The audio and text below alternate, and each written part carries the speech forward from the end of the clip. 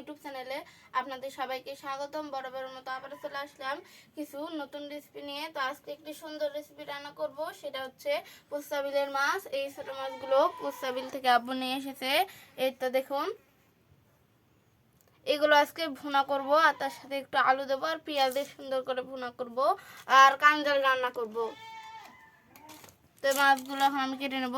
দেখুন, মাছগুলো কিন্তু ছোট বড় অনেক রকমের মাছ আছে। আর এই মাছগুলোর ভিতর কিছু কুচির মাছ ছিল, তো এইগুলো একদিন রান্না করা যাবে, কয়েকটা আছে। আর এই মাছগুলো কিন্তু সব জায়গায় পাওয়া যায় না। ইন্ডিয়া আর বাংলাদেশের বর্ডারে একটা পোস্তা বিল আছে, তো ওখানে এই মাছগুলো শুধু পাওয়া যায়। এই মাছগুলো খেতে কিন্তু অনেক স্বাদ। এই মাছগুলো কিন্তু বছরে সবসময় পাওয়া যায় না, শুধু এই সময় মানে বর্ষাকালেই পাওয়া যায়।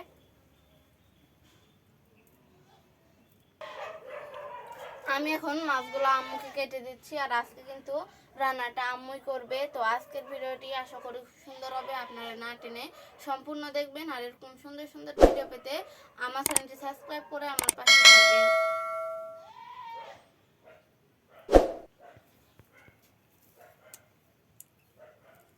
এই মাছগুলোর মধ্যে কিন্তু এই তো চান্দার মাছ, কত্তির মাছ এগুলো আছে।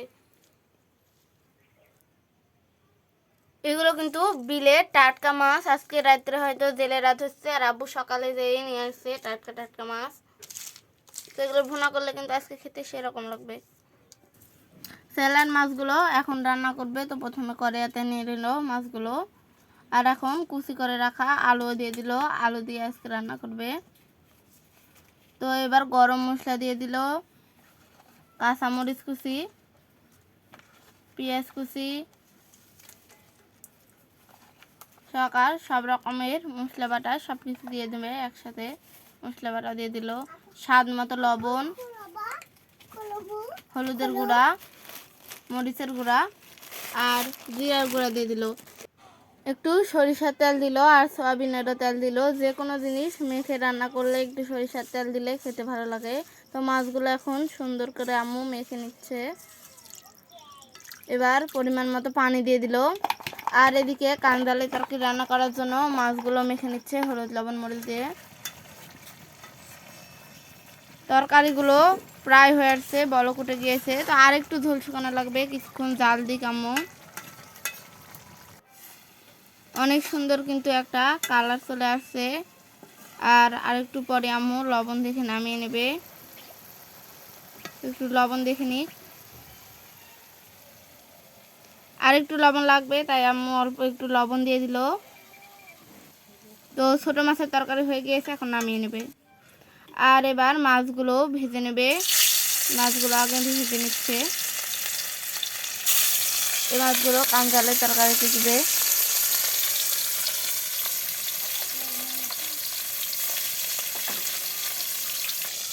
মাছগুলো উল্টে পাল্টে সুন্দর করে ভাজি করে নিচ্ছে। মাছ ভাজি করা হয়ে গিয়েছে, এখন তুলে নিচ্ছে। এবার ওইটাই পেঁয়াজ কুচি, কাঁচামরিচ কুচি, সব রকমের মশলা বাটা, হলুদ, মরিচের গুঁড়া, লবণ, সব রকমের মশলা দেওয়া হয়ে গিয়েছে। এগুলো ভালো করে কষিয়ে নিচ্ছে। মশলাগুলো কষানো হয়ে গিয়েছে, এবার সিদ্ধ করে রাখা ডাল দিয়ে দিচ্ছে। ডালগুলো আর একটু কষিয়ে নিচ্ছে। ডাল কষানো হয়ে গিয়েছে, এবার বেগুন, পুঁই শাক আর কাঞ্জাল দিয়ে দিচ্ছে। সব কিছু দেওয়া হয়ে গিয়েছে। এবার এগুলো ভালো করে নেড়ে চেড়ে কষিয়ে নেবে। সুন্দর করে এগুলো কষালে খেতে ভালো লাগবে। আজকে কিন্তু দুইটা তরকারি অনেক সুন্দর হবে। তো এরকম সুন্দর সুন্দর ভিডিও পেতে আপনারা আমার চ্যানেলটি সাবস্ক্রাইব করে পাশেই থাকবেন। আর এখন ভেজে রাখা মাছগুলো দিয়ে দিল। তরকারিটা অনেক সুন্দরভাবে বলক উঠে গিয়েছে। আর একটু পর কাঁঠালের তরকারিও নামিয়ে নিতে হবে। কাঁঠালের তরকারি হয়ে গিয়েছে, এখন নামিয়ে নেবে।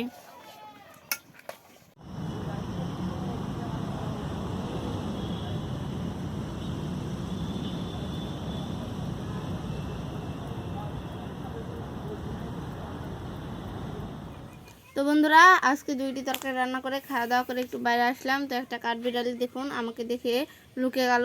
তখন হাঁসগুলো দেখতে যাই, হাঁসগুলো পুকুরের পাহাড়ে উঠে বসে আছে। হাঁসগুলো একটু দেখে আসি। আর আজকে 2টা তরকারি কিন্তু অনেক সুন্দর হয়েছিল। ছোটো মাছের তরকারিটা আমার কাছে সব থেকে বেশি ভালো লাগছে।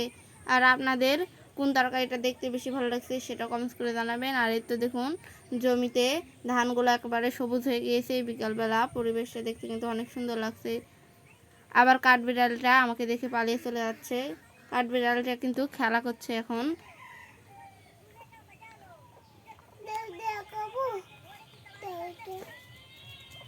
কাঠবিড়ালটা চলে গেল আর আমি এখন জমির দিকে আসলাম।